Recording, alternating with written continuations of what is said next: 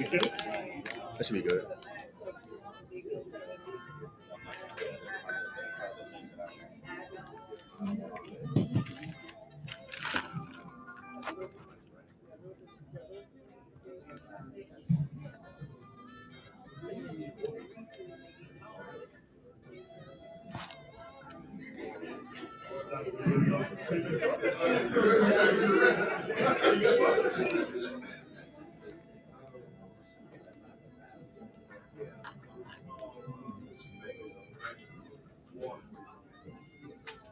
Oh, what's up, bro? Everything good.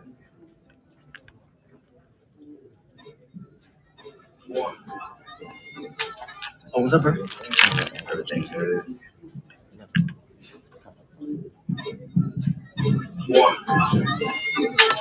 Oh, what's up, bro? I would like to thank you all for coming to this session this afternoon. Those who are coming to support and also those who are coming for educational purposes to get more knowledge of what is happening with the medical marijuana program. I am Janice Snowden, the Executive Director of the Southern Institute for Medicinal Plants at the Southern University Ag Center. I'm going to turn the mic over to my Chancellor, Chancellor McMeans, and I have to say that I'm like so pleased to have such a chancellor because he came in and he jumped right on this. Just learned everything it was to know about medical marijuana. Although we had been moving for approximately 3 years in this space, but he jumped right in and he's been leading us, and we've been elevating since. I thought he already had a lot of experience. Well, I think he meant I'm a horticulturalist by training. First of all, it's great to have you all here, and I have 3 degrees in horticulture, and my mother just arrived 45 minutes ago, and she said from Mobile, and she said, out of all the plants that I thought you would be working with, the last one I thought was the one we had to sneak and smoke. So, and she may show up actually. But I want to first of all thank you. The most amazing thing about the medical marijuana program at Southern University and our relationship with Alera is I always try to open my conversation with people trying to recruit students. And the first thing they ask me is like, aren't you guys the first to do this medical marijuana thing as far as HBCUs? I say, indeed we are. And then I'll open back up and say, look, we also have some other programs that's going on academically in individuals who grow and achieve and be successful in that space and other spaces. But I want to make sure that I thank the panel, Dr. Whitfield, who's also on our board, Dr. Macias, who's been a great partner as CEO of Alera. She has been very supportive from day one since I came in, and I really appreciate her. Also, Mr. Rustin, who has, since my first, I think that was my first meeting in 2020 before the pandemic. First time I had the opportunity to meet him, and it's just been a great relationship. And I want to say one thing that's very important, and one of the reasons we're doing this educational outreach. First of all, everything that we do is for the betterment of the citizens in the community that we serve. And when we talk about medicinal or medical marijuana, we're talking about medicine to support individuals. I talked last night to an individual who's a vet, and he was talking about PTSD, and I said, have you talked to Dr. Snowden? She's like, no, I haven't. I said, we actually have a product under Alera's name that actually addresses that, supports that, or endeavors to support that. So, and it's right there. This is not scripted, so it's been a prompt too. So the recent bills that have passed that show that the growth of Louisiana is that now we can go beyond 9 dispensaries. We have a flower. It's beautiful and it's growing, but we have 100 and some HBCUs looking at us as the template as to how they're going to get into this space. And I'm here to tell you that we at Southern University are doing things the right way. We're on the right path, and we're paving the road for those other HBCUs to get into that space. Because at the end of the day, it's medicine. But as chancellor, I understand the medicine part, but I also understand the other dream part, right? And so we got to be real about that. And how do you diversify our portfolio of HBCUs who are already struggling, trying to have resources to adequately address all of the critical issues that we have, whether that's deferred maintenance, whether that's employee salaries and what have you. But I'm here to tell you today, I am happy to be here today and with this panel, and we're going to have great discussions. I'm going to make sure that I don't leave anybody out. Mr. McConaughey, appreciate it, man. How did you? I like it. Yeah, we probably ran it. Well, much love anyway. So without further ado, I'm going to turn it back over to Dr. Snowden, and we're going to go through the program. Now, by show of hands, who all are familiar with the medical marijuana program that the state offers? Okay, thank you. And that is the reason why we're having these educational forums. That's why we're doing these tours, because we have a lot of people who still don't know. We've been, again, working with this since 2016 when we went to the Commissioner of Ag and submitted our letter of intent to actually be a part of this program. As Chancellor McWeens mentioned, we are the first. And being the first, not only do we have to be the best, but we have to make sure that we do it right. And we have, from the beginning, even going through the process of selecting our partner, and it was a long process, but, and I say this because, that was, we had a committee, 2,000 page applications. We had 7 applications. It was a long process. So that's why we don't take lightly the work that we do in this space.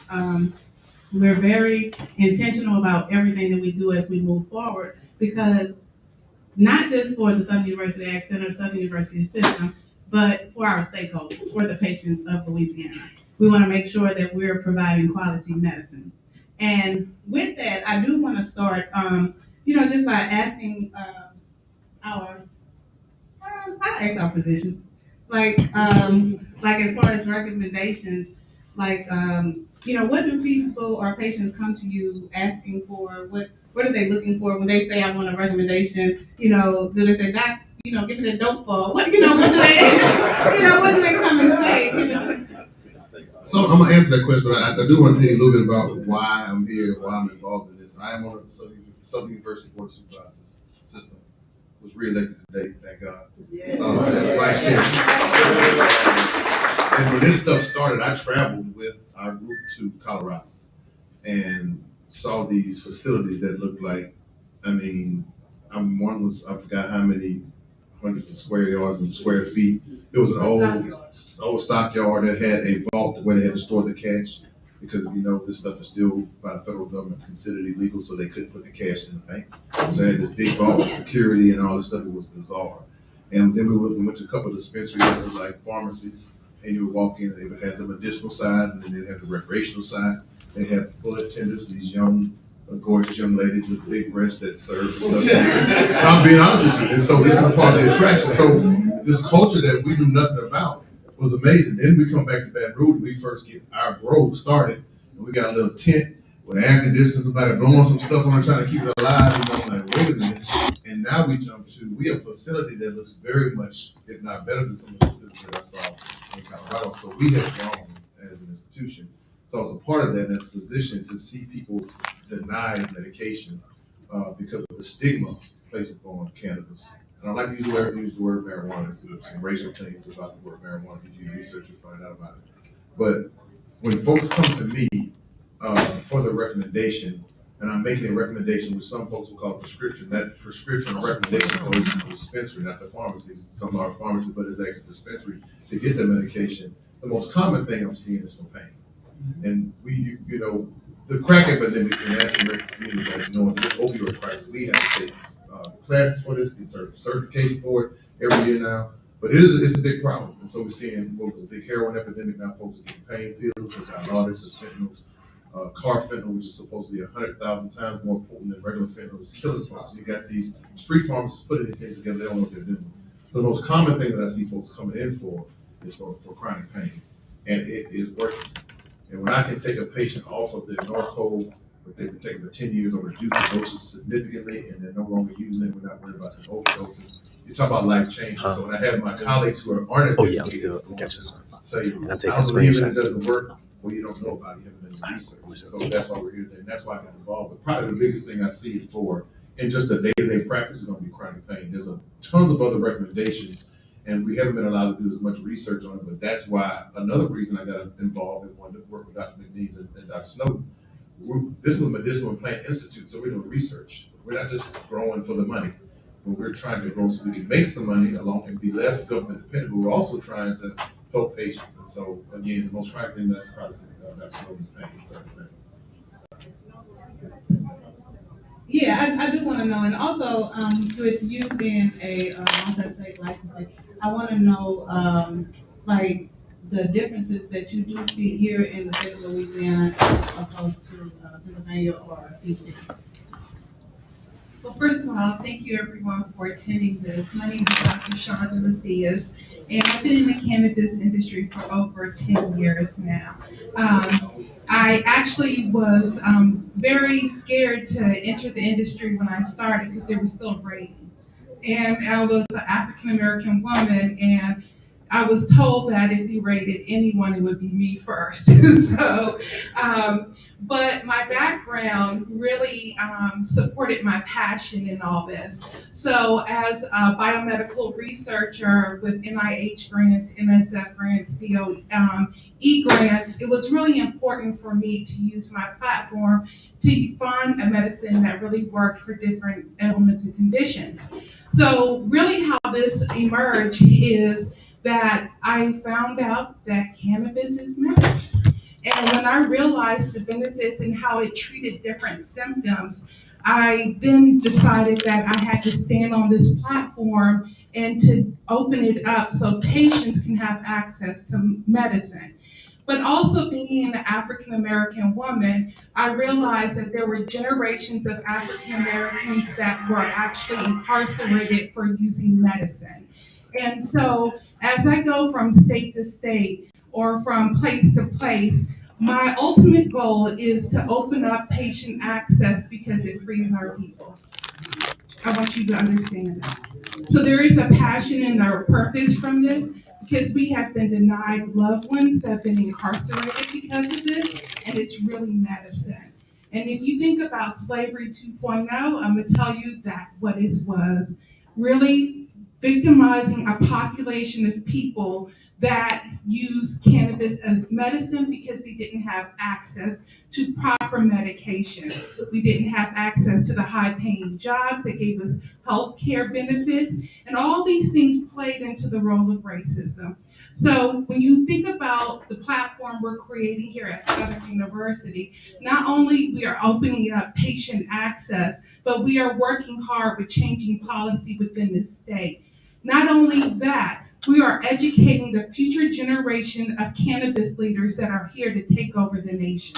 So I will continue that path. And then to get into your answer, Dr. Whitfield,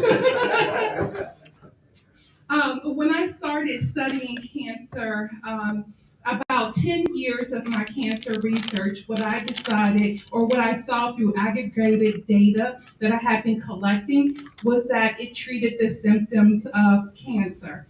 And for me, initially when I was at Howard University, I studied breast cancer because I'm a woman. But then when I saw the numbers, how it disproportionately impacted African American males with prostate cancer and how it spread to bone, that became my center point. So for me, it was starting through traditional cancer research, and as it emerged, I have to agree 100% with Dr. Whitfield's saying, is pain management. And pain is a part of cancer. Pain is a part of what MS patients experience. Pain is also exhibited through most ailments and conditions. So to have that type of expert to be able to give his recommendation on why patients should use cannabis as a first option and not a last option is very powerful. Because like you said, opioids are taking out communities and cannabis is a safe option for patients. And that is so true. And we talk about the pain. And for those who do know, like when we started this program, there were only three qualifying conditions that you could, you know, go to a physician for a recommendation for.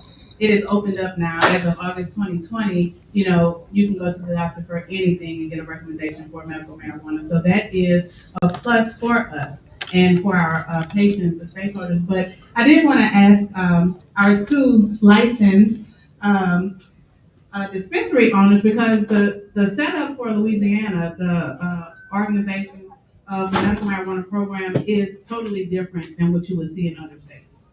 We only have two licensees, which is Southern University Ag Center, LSU Ag Center.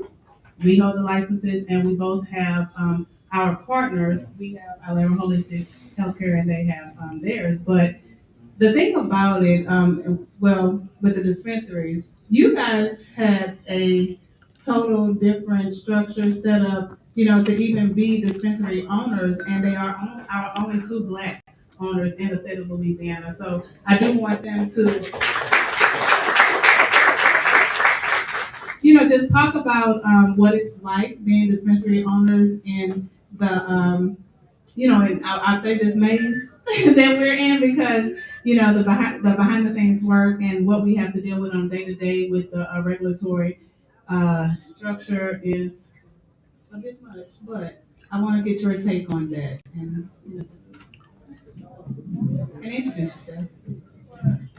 Hello, my name is Rustin Henry. I'm the owner of H&W Drugstore, the medical marijuana dispensary for Region 1, which encompasses Sabinal Parish, Plaquemine Parish, Orleans Parish, and Jefferson Parish. We were the first medical marijuana dispensary awarded in the state of Louisiana, and I'm a second generation pharmacist, so I'm on the front lines of this all the time. We've been dispensing medicine since my father started in '63, and I took it over in '99. First and foremost, this is medicine that helps people. We appeal to a desperate population, a population that's been suffering needlessly because of negative stigmas and all kinds of misconceptions. And this medicine helps people. We see people walk in, they say, I mean, you have like a 65, 85-year-old guy walk in and say, man, I never thought I'd be using cannabis. But then he see the benefits of it. He gets his life back. So at HWC, we help people get their life back. This is one of the few medicines, like I said, we've been dispensing medications my whole life almost. This is one of the first medicines you can say, no matter how much you take, can't kill you. So it's safe. Its safety profile is off the chart, and it appeals to a variety of type of symptoms, conditions, and all that stuff. So they like they were saying first it was pain and it was this and that. Then they opened it up to a lot more conditions. We're saying we're just scratching the tip of the iceberg. We're seeing a lot of PTSD. There was a gentleman I spoke to, and his wife told me if he didn't start using cannabis, they would have been divorced. And now that he's a productive member of society, and it goes back to if you think about it, we're trying to get people to get their life back. Imagine if your life is turned upside down for pain, cancer, anxiety, insomnia, any type of thing, and it throws you off kilter. But if you could get that back, it gets you back to some sort of normality. So the thing about it with this medication, the big thing is you're trying to destigmatize it because they've, for political and for whatever reasons, this medication has received a bad name, and we're trying to justify and explain to people it's a viable alternative. It's another tool in the toolbox for doctors to use.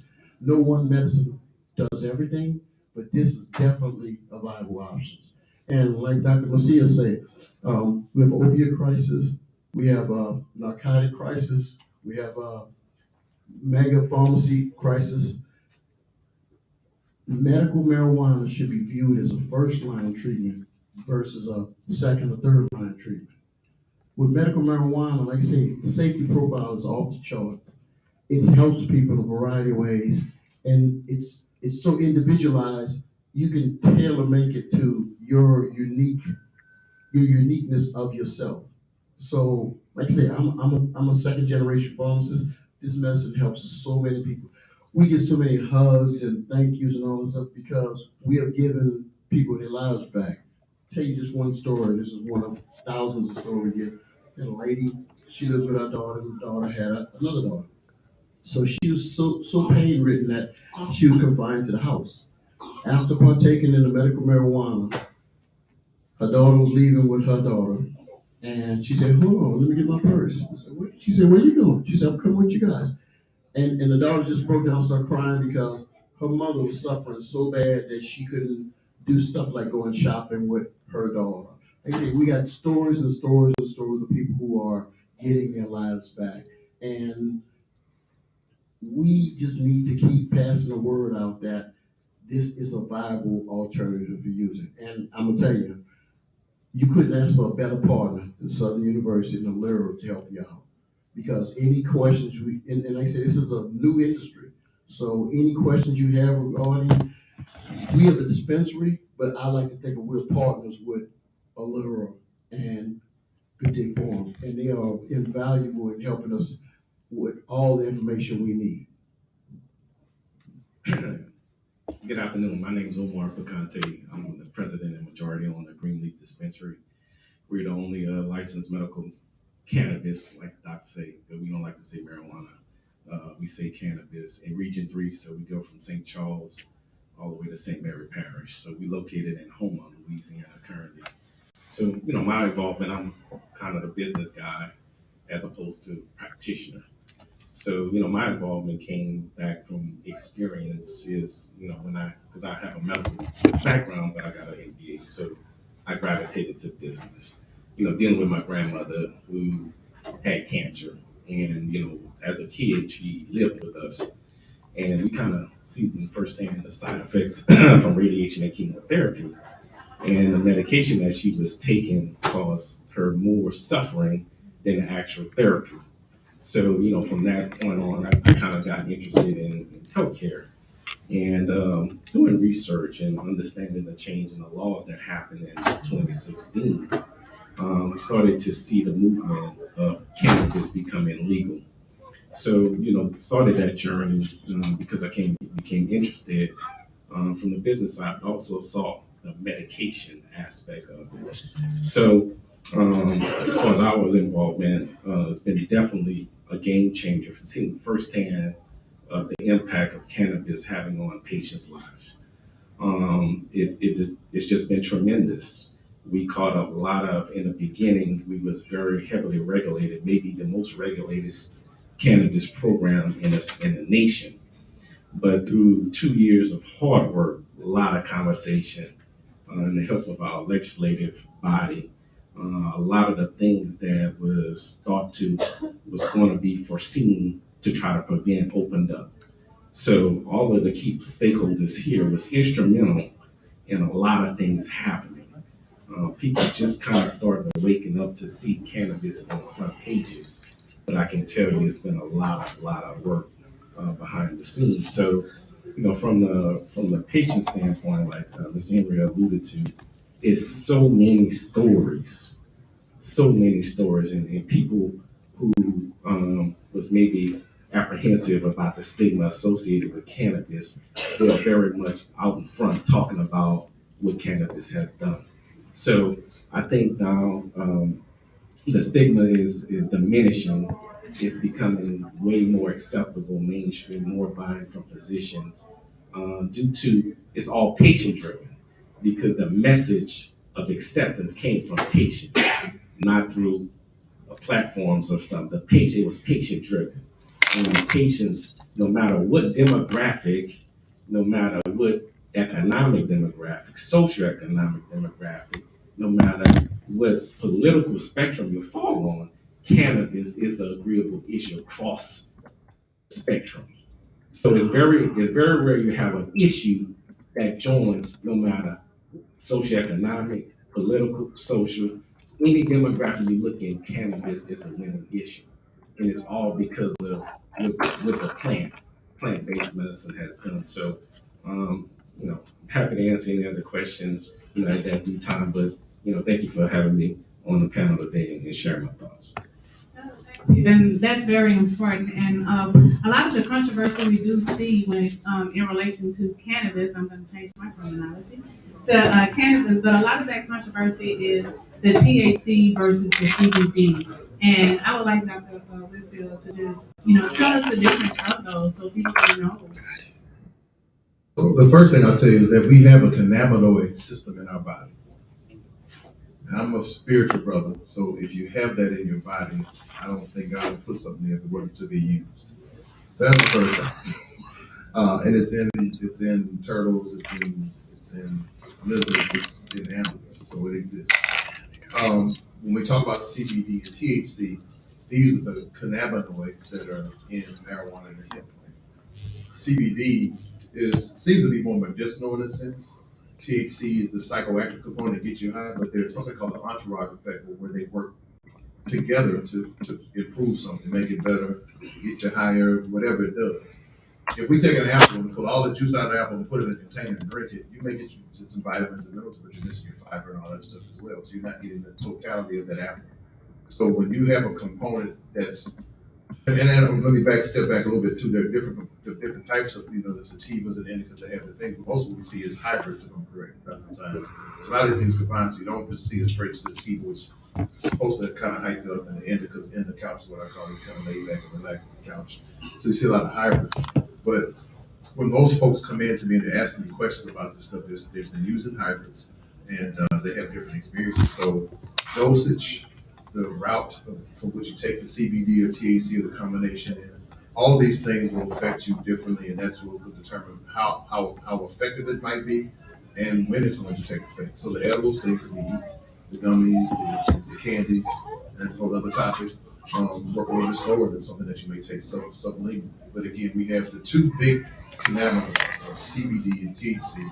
And in general, CBD is the more medicinal component, THC is the more psychoactive component. But combined, when you separate those things out in science and labs, you don't probably get the full benefit that you would get from something else combined. And that, Dr. Science, is what we call an entourage effect. And I'll let the expert go into it. And let me just make sure y'all know, again, I'm a family practice doctor. I got involved in this because I had patients who were being denied some medicine. And so I wanted to try to help them. And so there's a learning curve, a huge learning curve in the country. Because most doctors don't know a damn thing about this plant, this medicine. They don't know anything about it. So we rely on our dispensaries, our pharmacists to educate us on it. And so I think Southern University and my chairman-elect and my chairman are in this room. We have a golden opportunity to be the individuals in this community to educate our entire state, all the physicians on how these medicines work. So I think we need to take advantage of this now. And we can bring individuals to our campus to teach them about THC, CBD. Dr. McNeil, I'm challenging you to do this. This is the drive that I think that we should be on. Thank you. So I'll tell you, we are working on the curriculum. Dr. Marshall is back there. No, I'm telling you. Help me. No, but I will tell you, Dr. Marshall has been working with me to develop a medicinal plants curriculum. We do have a special topic course that we actually teach hemp 101. So, they learn it through that course as well. But you mentioned the different forms of medicine and the... Oh, yeah, okay, endocannabinoid system. Yes, it is. Thank you for being here. But I wanted, first off, at the university, we do have, in partnership with Alera, we have approximately 30 products now. 30 of these right here. So we're proud of those. But I wanted, originally it was 3. I will tell you all that I've had several patients, and I'm not bragging, I'm not being cocky. She said LSU and Southern has their own, we make our own stuff, 2 different separate. We got the best, we got the good. My patients come and say, we want that stuff from Southern. So I don't know what's going on over there. Hey, I just got samples from my chairman and my chairman-elect. I got samples from my brother. tell you that's from all demographics. Like it's across the board. They demand our product. And I wanted Dr. Shonda to actually tell the type of products we have and yeah, so just discuss the products that we have and our dispensary owners tell what you actually have in your stores, and those that patients come and get most.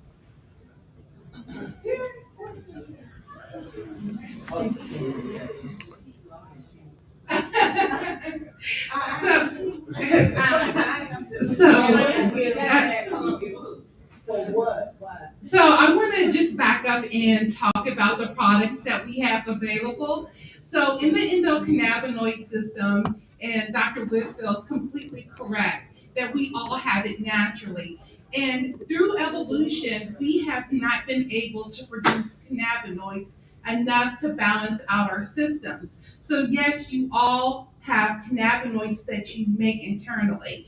And through evolution, you have not been able to keep up with it, so you have a deficiency in cannabinoids. When you have that deficiency in cannabinoids, what happens is that when you're predisposed, yes, thank you, for an ailment or condition like cancer, MS, it actually expresses itself. And so when it expresses itself, what we do is introduce specific cannabinoids back into your system so you can get balance again.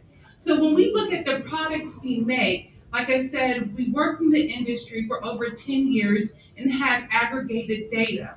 We make products that are for what patients need, but it also depends on their lifestyle. So for example, when you think of a tincture, and that's our products here. We have different tinctures for different ailments and conditions.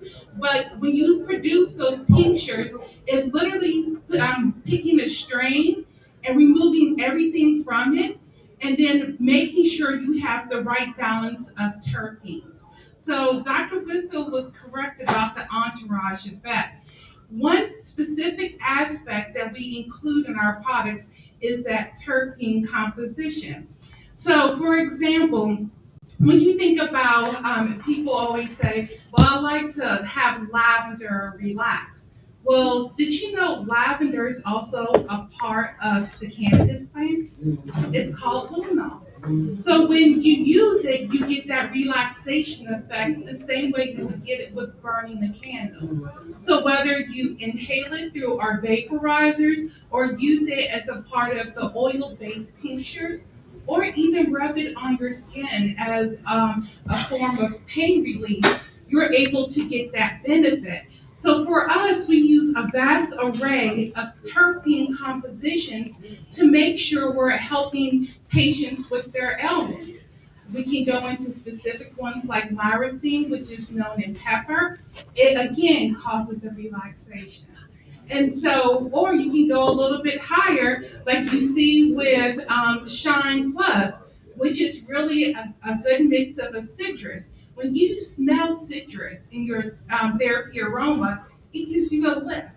But did you know that limonene, limonene that's a part of this actually is an antidiuretic?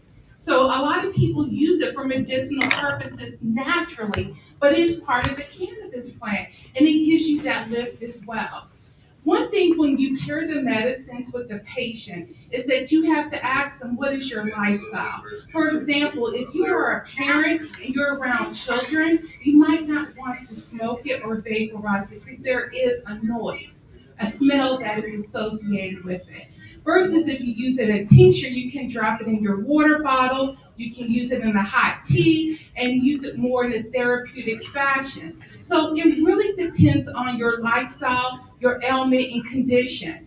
I think about the creams. A lot of people always say, well, my mother won't use cannabis. Well, introduce the creams, and when she sees the benefit, she'll start to use more and more products because she sees that relief. So we have the array of products, everything from dreams that can help you go to sleep. And let me pause there because y'all get me preaching for a second. The passion is there, but I talk to patients like, do you have a problem falling asleep or do you have a problem staying asleep?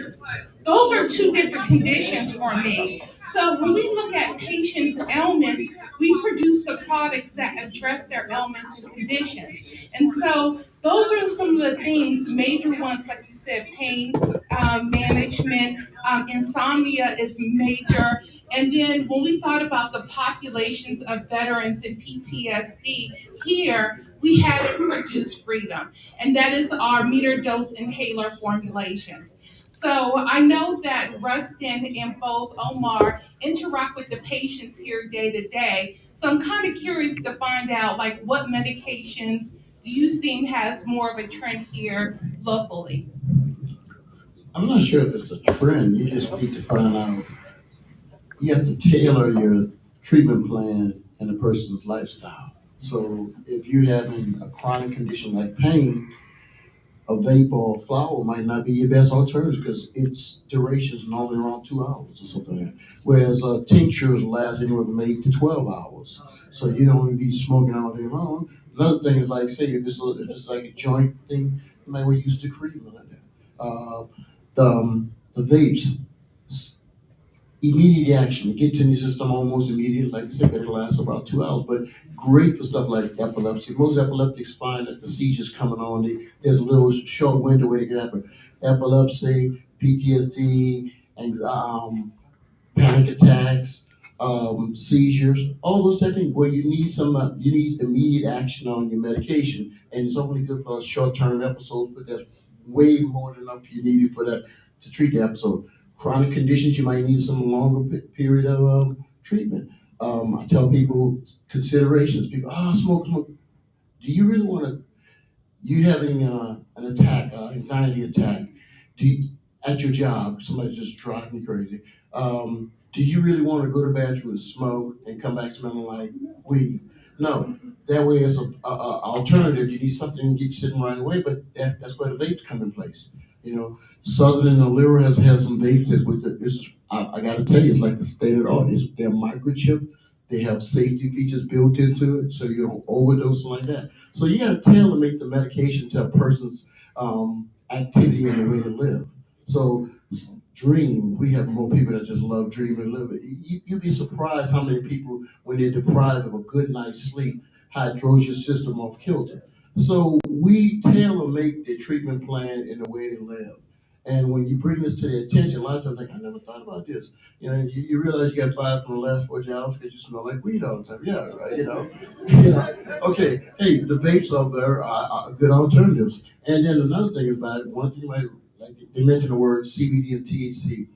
Both of these have medicinal properties. THC has a more psychoactive component to it. But what you don't realize, and a lot of people come in there and don't realize it, when you mix equal portions of THC and CBD together, the CBD diminishes the euphoria. So therefore, if you don't want that euphoric feeling while you're running around during the daytime, you're in school, at work, and all this stuff, you can have a good mixture of it both, which is shine. So they have developed certain things that work on it. You gotta interact with each patient and find out what's the best alternative for their treatment plan. Yeah, and I just kind of echo Mr. Henry's point. But the number one seller in the state of Louisiana is the bud. So everybody, I say 60%. I'm speaking for Greenleaf and Homer.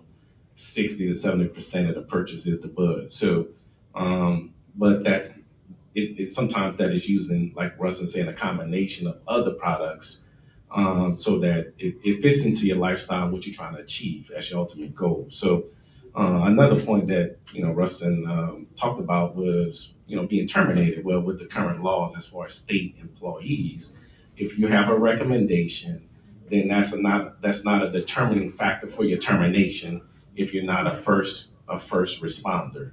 So that's an added protection. Also, consumption in a home. Law enforcement can't come into your home just because they smell cannabis. So that's another added benefit that our legislators, and I see my frat brother that right there, good legislator from the area, was instrument in passing. So just wanted to bring that to the attention of all of the laws that has made it more accessible and also allow for easy consumption that basically improve the lives of all of the customers here today, throughout the state of Louisiana. Thank you. Mr. Henry, I was gonna ask you directly. So we talked earlier about opioids, pain control, and that's probably the most common thing that I see. But another issue that I encounter quite frequently, and you'll see it, and I ask you all this question, you might answer, but at tailgates, when people turn up and start fighting, it's usually not the person that's been smoking weed. Somebody's probably under the influence of alcohol. Alcohol is used very frequently to treat anxiety. So it's pain medicine is my practice, and then anti-anxiety medicines like Xanax or lorazepam. I've never seen somebody on weed just want to turn up and just start fighting.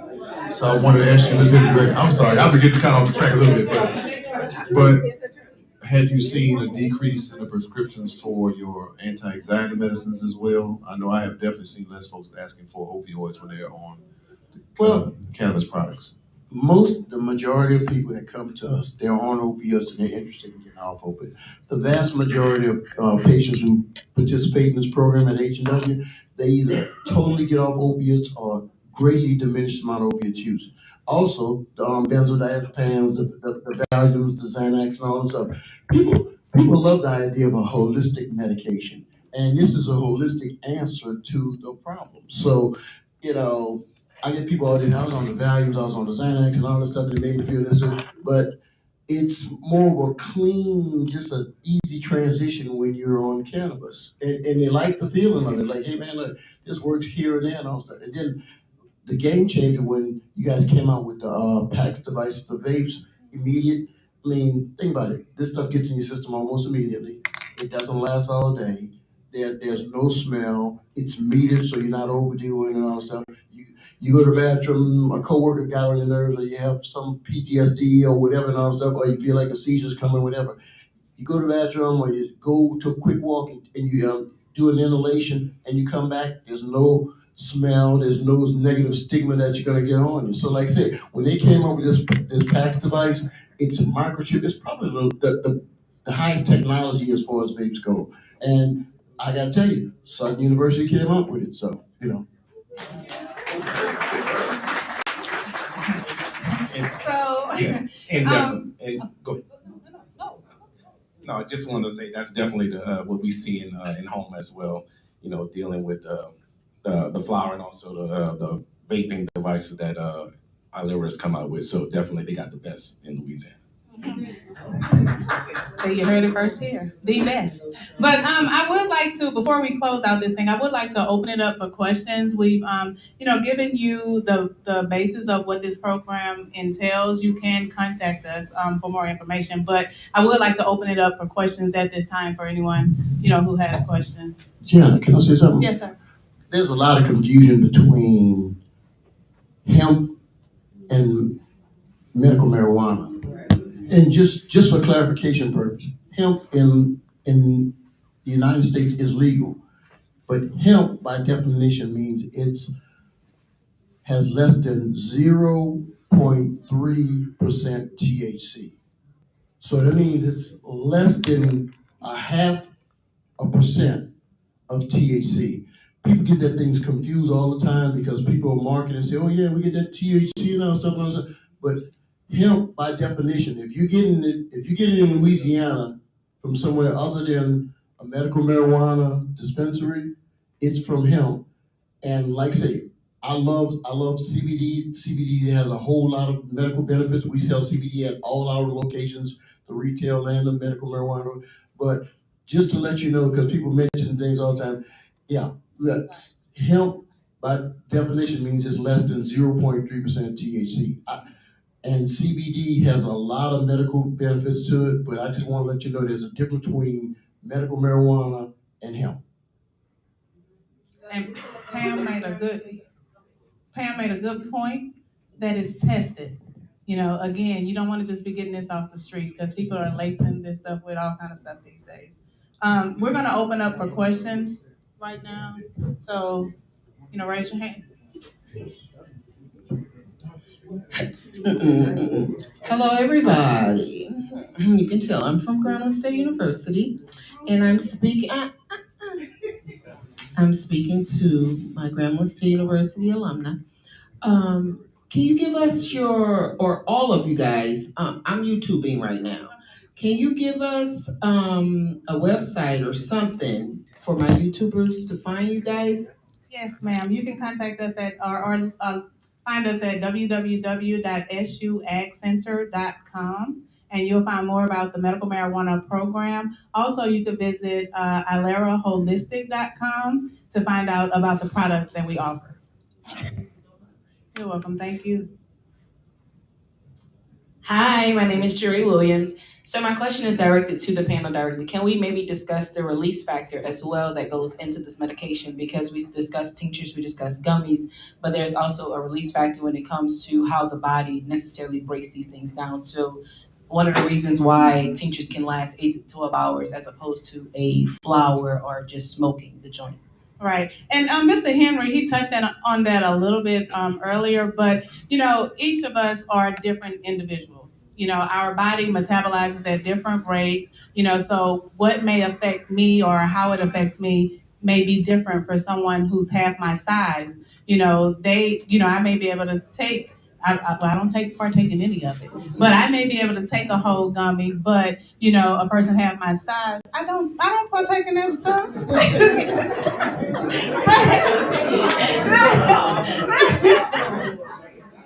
But a person half my size, if they took a whole gummy, they probably would be passed out somewhere in the couch, like like you say. Yeah, but we metabolize at different rates.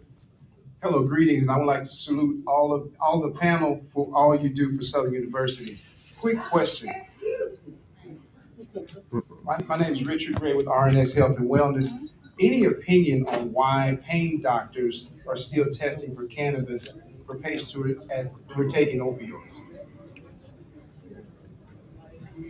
All I could think is that because it's still considered illegal on a federal level, you want to keep some checks and things in place. I was fearful for the longest that you're gonna get arrested, and so there was, President Obama promised to leave it on you. Donald Trump said he was gonna fool with it. So we're still not sure where this is going. The other fear is that once it does go legal, that the pharmaceutical companies will get a hold of it and things will change somewhat. So there's some of us that still kind of wanted to stay where it is. First of all, Southern and LSU have the control. We control the license. We can start generating money. That'll keep us from using the federal dollars so much and be more self-reliant, not have to use federal dollars to stay alive. But when it speaks to that specifically, I think it has to deal more with the liability of it. So they're testing to say they tested. Again, some jobs don't test, but some jobs will test if you have cannabis in your system. Even though you got that recommendation from a physician, you can still get fired. So until we can change those laws, insurance doesn't cover it, and I don't know of insurance that are paying for it. So we still got a long way to go from the legal side to deal with it. I think the answer is yes, sir. All right. My question is for your last name again? Bacante. From a financial and a business perspective, do you see your companies being able to distribute the product to different pharmacies that are out throughout the state? Per the law, we regulated by Louisiana Board of Pharmacy. No, we straight provide cannabis to patients. Well, so does pharmacists provide medication to patients? Sure. And so the distribution, and the reason why I'm asking this Sure. is because a lot of patients, underserved communities that can't really get to it because of transportation or whatever it may be, and they really need it. They may not have cancer, but they may have something like a diabetic neuropathy, and they need it just as badly as those that are in severe pain with cancer. Yeah. Well, another thing that we do at Greenleaf, we do home delivery. So one of the convenience factors is that we deliver to patients. On a doctor end, to be able to see the physician, you can do telehealth. So you can see the doctor at your home. We have online ordering where you go online and can order the product, and then we can deliver it to your door. So you never have to leave to be able to see your product in a day. Yes, sir.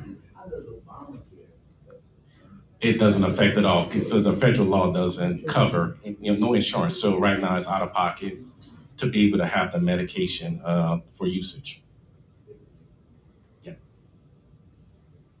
Cool. My name is Desmond Graves. I have a question for you all as well in regards kind of following up to you on the business side of things, what are kind of some of the service providers that you guys don't really see many of us providing to you guys that are outside of like what you guys are doing here, that could be an accessory to what you're doing?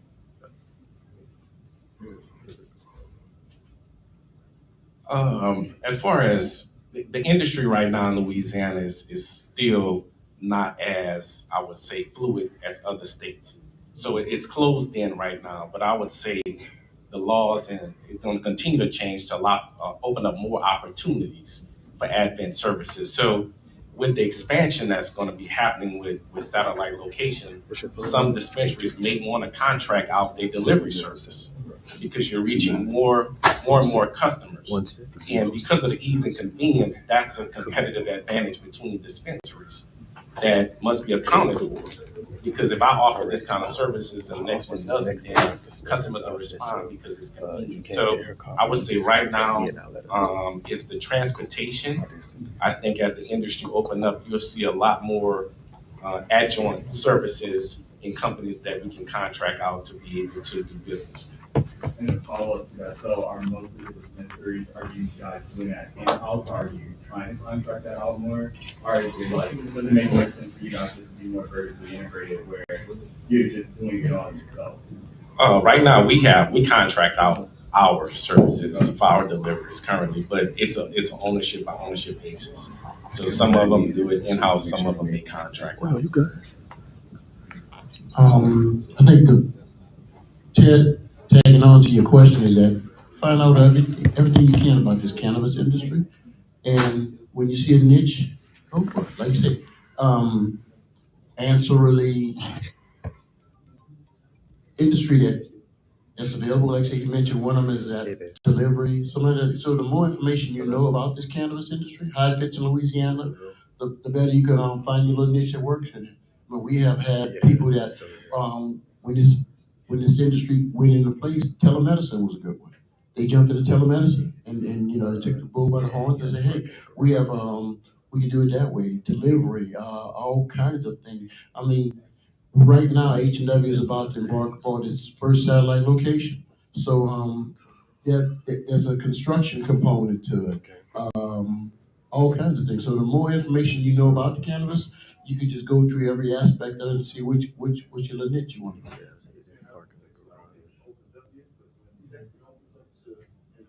Contractors. I think that, and when I went to Colorado, they had, this company worked with this testing. We don't find nobody with this group. Those cats are making some money. I mean, the one place that I wish I could recall the name, they were making it, I think at the point where we were there, a couple $100,000 a week.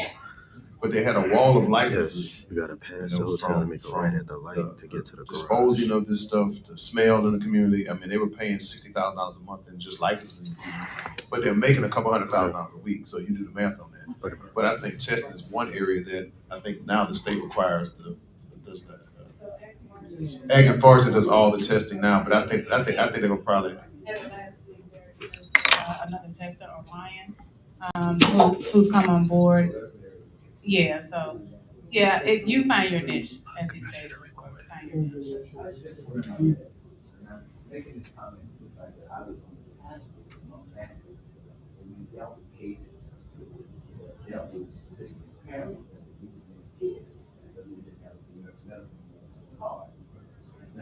I say this because it's very important that as we go forward, we can form a task force meeting with social community members, because they're gonna know the need. They're gonna tell you psychological and also. I also want to piggyback on what's being said as it relates to how do we get into this industry. Louisiana is just beginning, and you all are a state institution, but I think it's also, I'm a political science major from the Southern University. It's also the public's role to get engaged with our legislators to expand and advocate, because they're limited because they get a state or a federal paycheck. It's our job, who are not employees of the university, to call up legislators and to go out there and demand that this industry be opened up more and talk about what we need. And that brings me to this question: is a LERA hiring? How does a person get a job in this industry with a LERA? We hire us. How about that? That's a better way to answer it. Right now, what you see in the industry standards is less than 4% of minority ownership of any cannabis business, period. And then you think about the workforce, we're less than 10% throughout the nation. But I think we're the only outlier in the nation because we have some shining stars. Jeray, you gotta stand up. I gotta give you the love. Our Southern University students that have made it through, they're changing the way here every day. We have African American males, we have women that are just, leading the way. And they're learning it not just on site, but the education they have acquired through Southern University, especially the ag department, has given them the skill set that they need to pursue a career in this industry. So for us to recruit directly from the university is important for us. And also, not only that, to give back to the community. And I will tell you the success of Alera has been through our leadership. So I just want to give thanks to, let me give you some eye contact. The Chancellor, thank you so much. Your leadership has been invaluable to us. We appreciate you. We thank you. You've empowered a community of African Americans. You are pushing the way for them, and we're grateful. Our community will be saved because of Southern University's ability to go out there and change the world. So thank you. And then our board, and Dr. Snowden, you're on the grind with us every day. I appreciate everything you do. It's not easy, especially in a regulatory system. Right now, what we're seeing is actually a dial back. We have access, our testing is not quite where it needs to be. And 2 days ago, we had another hit. Our telemedicine was revoked. So these are the challenges that we face every day that we're spearheading and trying to make sure we come back at it to help the patients access. But if you heard what I said when I came in, it's all by design. But we are here to fight to the bitter end and to open up that access, to stop incarceration, free our people, give health care to all. Thank you for that. And before we hear from the Chancellor with closing remarks, I would like to know if the panel has anything else to say. In Louisiana, a lot of times we are accused of being behind a lot of things, but just think of the sheer numbers is 50% of the growers are African American. So that's, out of 2 growers, one of them is a black owned. Of the 9 dispensaries, 2 of us are African American. So, like I said, those are pretty good numbers considering, like I said, because you go to some other places, they're like less than 1% African American ownership in those entities. So, as far as that goes in Louisiana, I think we did pretty decent. Well, I would like to say that echo Dr. Gilmore in the fact that it does take all of us. It's going to take your voices to speak to these legislators and, tell them what the needs are. Go talk to them. Don't be afraid to, call them and things like that. Speak about what we need, and what we want to see for our communities in relation to this medicine. Please just continue to be that voice for us. Dr. McNeese? Again, thank you. This is always, I tell my students all the time, I believe in lifelong learning. I always learn something new every day. I learned something new today. Thank you. And thank you to our minority owners. And, to see these 2 brothers sitting here and doing well, and most important thing, making sure that they stock their shelves with our products is really good. But you've been with us from day one, so both of you guys, I appreciate and love you, and thank you, Dr. Snowden, for the job that you're doing.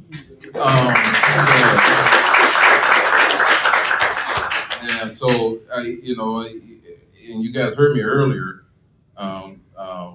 Family just came in, 5 females, and they said, well, what's that? I said, the man that I am today is because of the strong Black women that raised me. And I'm looking at Dr. Snowden and her pathway. I'm looking at what Dr. Macias is doing because I'm a true believer in science. I actually operate every day. My modus operandi is science. I like to say, okay, A plus B, right? And so I'm going to say something to you guys, and some of you guys who are scientists understand what I'm saying. As far as research in cannabis, it's endless if you look at a factorial of CBD, THC, then you start looking at the other cannabinoids.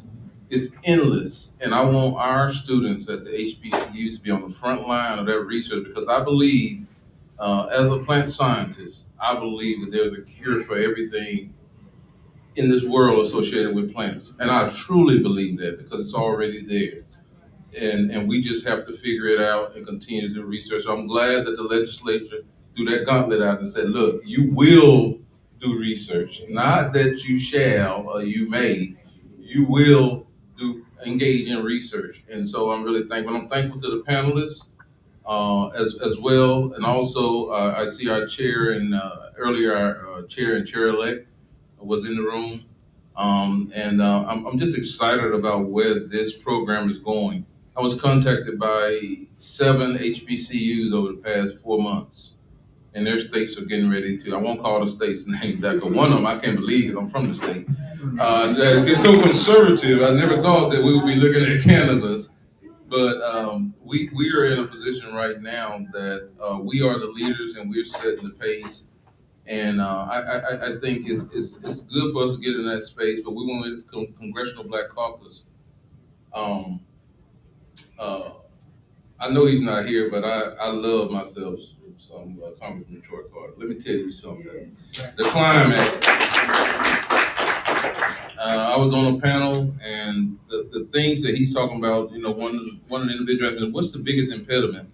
And after I left the caucus, and they caught me at one of my weak moments. It's called cigar and cognac time. And they said, "What is the biggest impediment?" I said, "Financing." I said, money. I said, you got to have some people that are going to support you just because you know the area, you know the industry. We have to have the financial backing. And this person was very knowledgeable of cannabis, but they just don't have the financial support to get to where they want to get. And I said, my thing is to advocate for what Congressman Carter is advocating for. So we have a long ways to go, but I tell you, it's really nice to be run down in Walmart to say, look, you ran out of what's called 9 pound? 9 pound hammer. I can't find a 9 pound hammer. I said, what hammer weighs 9 pounds? You figure it out. I said, we got, but he did come up to me and say, yeah, I got it. We good. So it's really good to know that our product is not only quality, in some instances, and I said this is my counterpart, and he just looked at me sideways at LSU, it's superior. It's quality, it's clean. And that's what I love about Alera, because we don't just produce a product for the sake of producing a product, but we produce it the right way. Just as you produce an aspirin, that's the type of product that we're producing. That's the type of product that the Southern University is advocating for. Because just as our quality that we produce as our students, any other product that we yield is also going to be of quality and essential. So I thank you for taking time to be with us. Thank you for this wonderful panel. And you'll be hearing from us again. So have a good, Classic. Thank you very much.